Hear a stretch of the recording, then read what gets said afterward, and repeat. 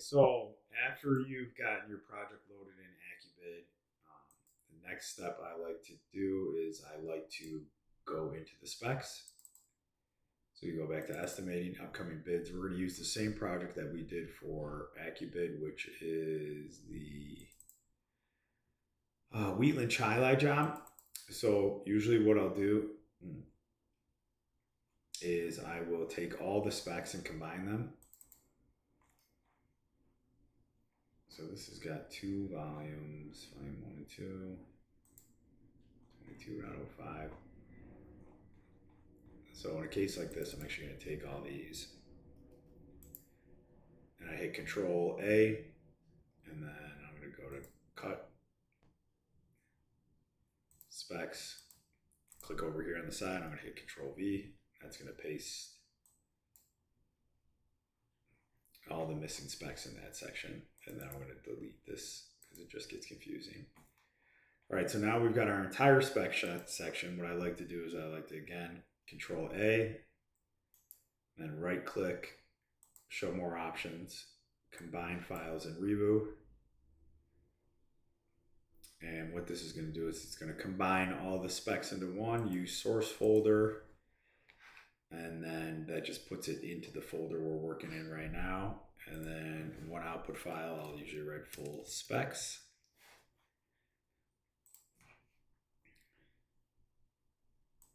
Staple that.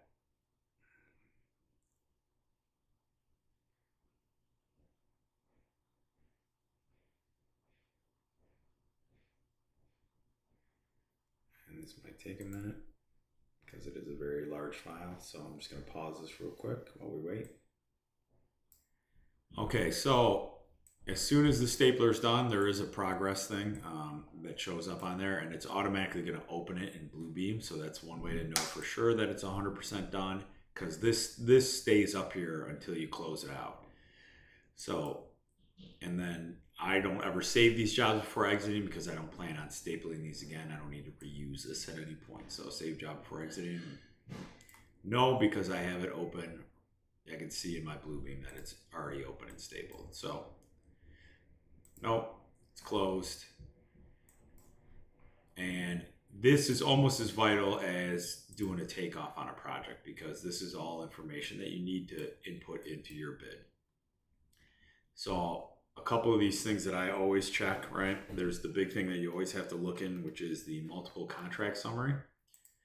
And in there, it kind of explains what you need to do.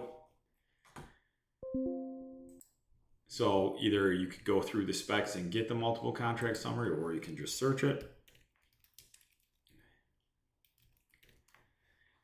All right, you can tell you, this is telling you the section, it's 01120, and that's the same usually in most. So you can see now what I did was I Control F to find, I searched that multiple contract summary.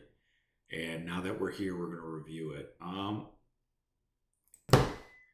Okay, so what you're going to look for, this explains, the multiple contract summary explains what each contractor is responsible for.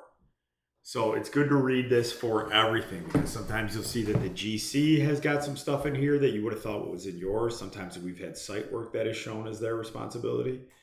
So what you do is you go through all of this, and then, so once you're in here, all right, you're going to read everybody's, you should know both this section. This is a general one right here with the general requirements. So this will tell you that all contractors, I'll try to see if I can find something that's relevant in here, because they do hide stuff in here sometimes.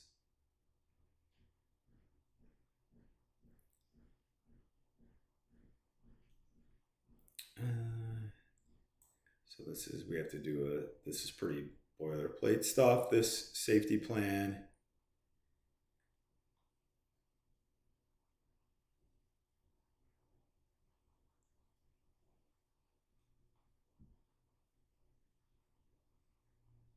So this just lets me know if I need to look to see if we have to carry a porta potty, because we're prohibited from using the bathrooms.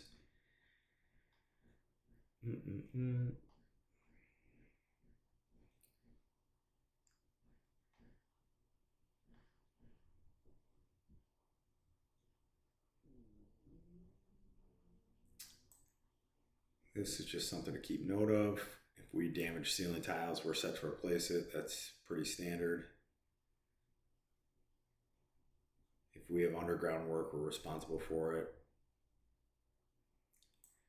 So this is one right here. Sometimes this will fall into the GC's court. Cutting, removal, and patching of concrete slabs is the responsibility of the contractor, requiring the slab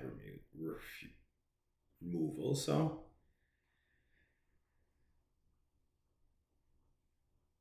right here is another one. Provide cutting and patching of their own work. So if you're doing something where you have to patch the walls and stuff like that, you're going to want to make sure you carry a little bit of money for that. Time material tickets must be submitted for verification within 1 week of completion of the work. So usually they're pretty flexible on that, but they could hold you to what the spec says. So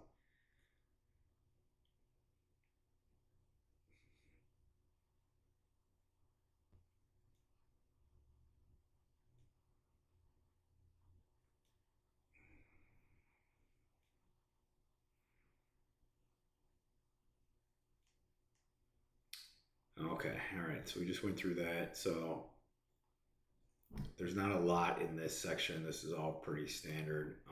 The next one you want to go to is you're going to look at each trades.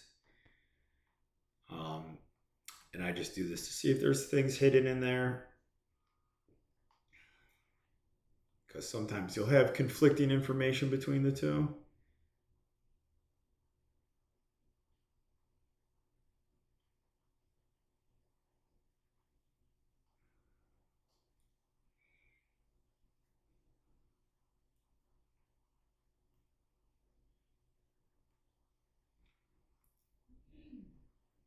Okay.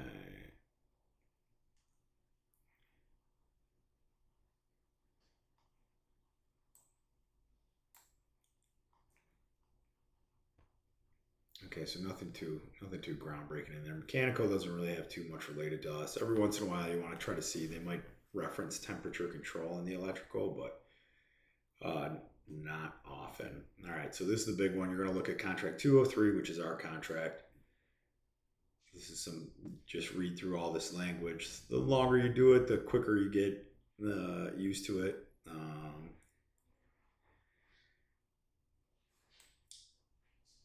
So we're responsible for power company if we need to tie anything in.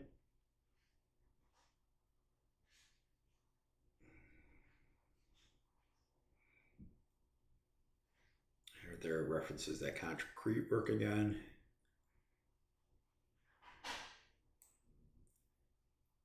So this would probably be referencing door hardware. So this is a big one right here, right? The site contractor is responsible for all exterior trench evacuation for the electrical contractor up to 5 feet outside the building. So that's huge. If you're going through these before you start doing your takeoff,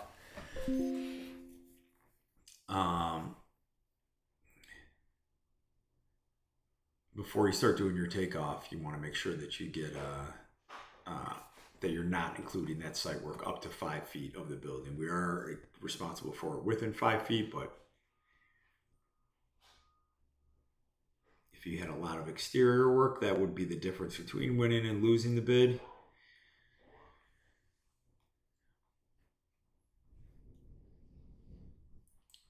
So these are just big. It's usually good. You can print these off, go through them. But I go through the specs always before I actually dive into the prints.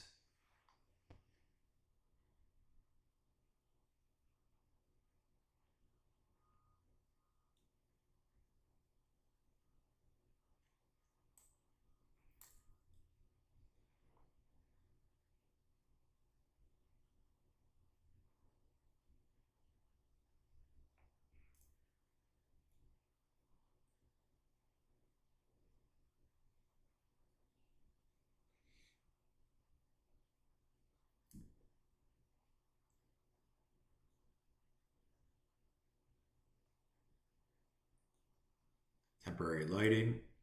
And that's usually in temporary facilities and controls, which will go next.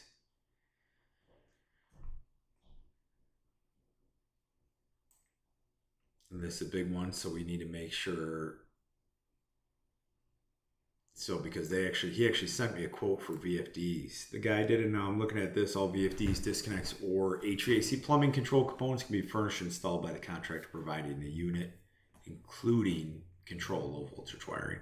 So that just says we essentially have nothing to do with that. So I need to make sure that that is the case, and we may have some conflicting information. Okay. All right. So you'll go through that. That's the first thing you're going to look into specs. Then the other one is the temporary facilities. All right. So there's going to be a whole spec section on that.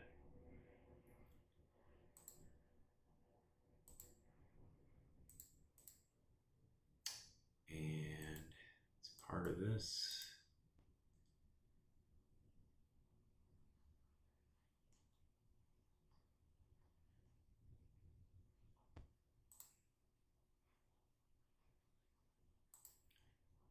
Okay, so here we go. So this shows what you're responsible for.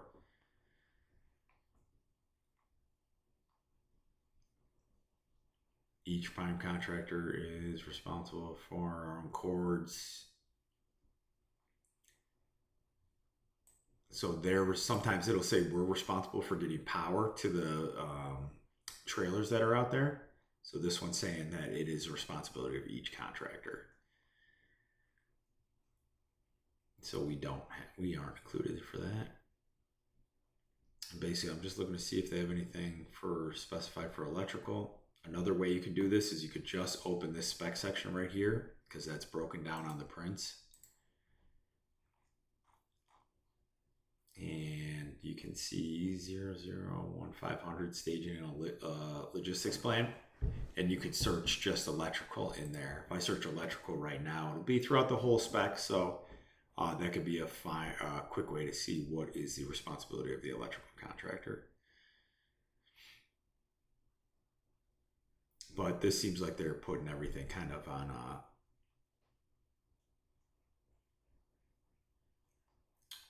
pretty much everybody. Let's see, insulation.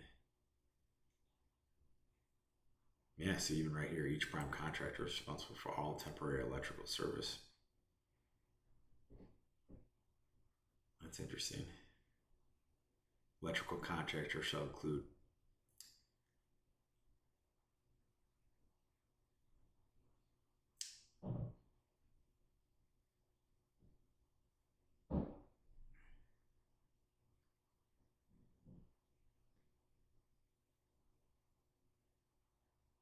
So this is a weird one. We have to. Same thing with this, right? They could gig us on this one.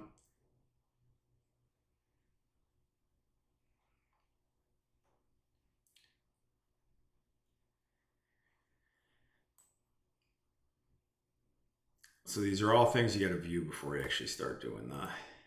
And honestly, they don't hold you to all this stuff. They definitely do for temporary lighting and stuff like that, but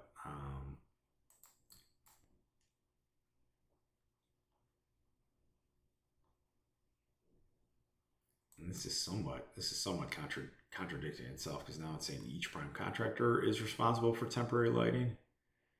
Same thing for temporary water. Each prime contractor shall provide at each site temporary. So we are responsible for our own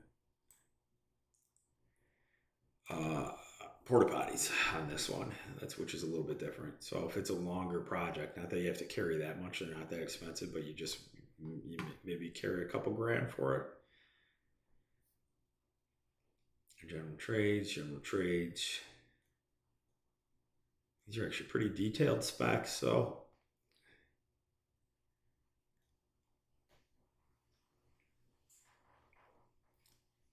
okay.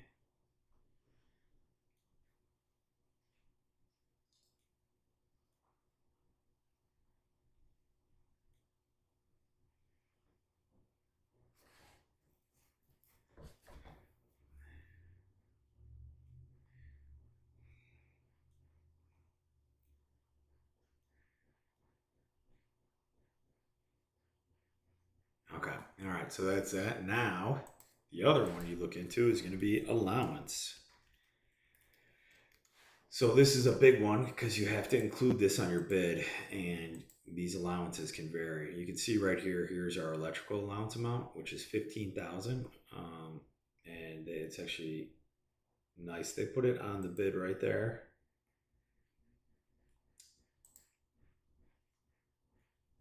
So we have to add an additional 15,000 into our AccuBid program to carry for that allowance. Now, sometimes they also do labor hours, right? So like they won't include it as an allowance, but they will put like labor hours where you're responsible for like 100 labor hours in there. So it doesn't look like that is the case. It looks like it's just a one allowance for 15 grand. Okay. And then another one you want to look for is minority.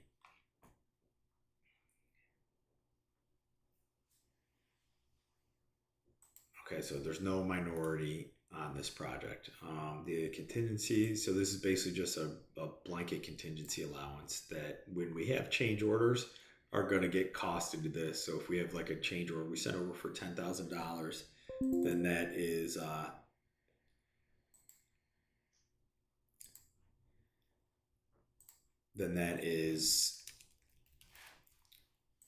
going to go against that allowance, and it's going to reduce that allowance to about $5,000.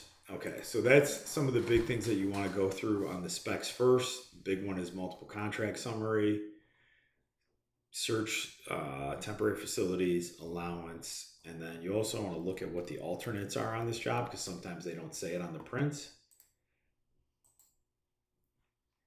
And then you're going to view what our alternates are.